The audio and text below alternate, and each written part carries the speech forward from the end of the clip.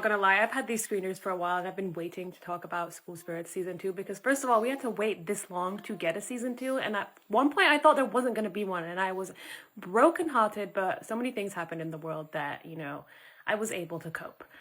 But what is going on? This season is already crazy, and we have just been left with more questions after these first 3 episodes.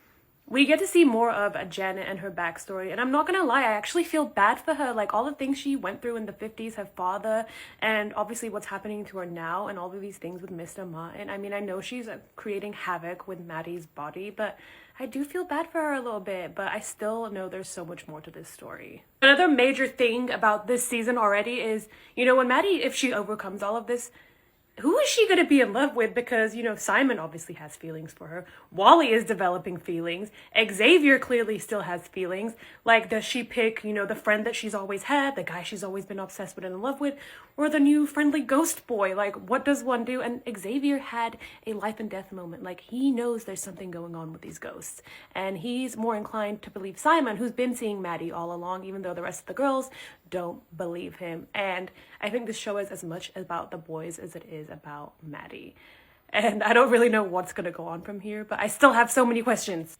Now, Mr. Martin, I don't know if I hate him or if I hate him, because there's moments where you feel bad for him, but then he just shows his true colors again. Like, is he the reason all of this stuff is happening with Janet? The reasons that he kept everybody's stuff locked up to prevent them from crossing over, like, but then in the flashbacks with Janet, like, he seems nice and that he wanted to help her live her dreams and, against her father and all of this stuff. But you know what? I never trusted him from the beginning, because look at this. Remember when Josh Zuckerman played Eddie, the Fairview Strangler in Desperate Housewives?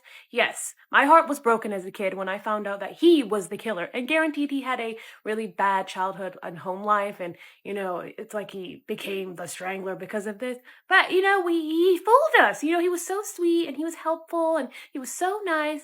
Meanwhile, he went and strangled Julie. Like, what is going on? And this is why I did not trust Mr. Martin from the beginning, because he gave me Eddie vibes. Now, I don't know what's going to happen in the rest of the season, but I will keep you posted.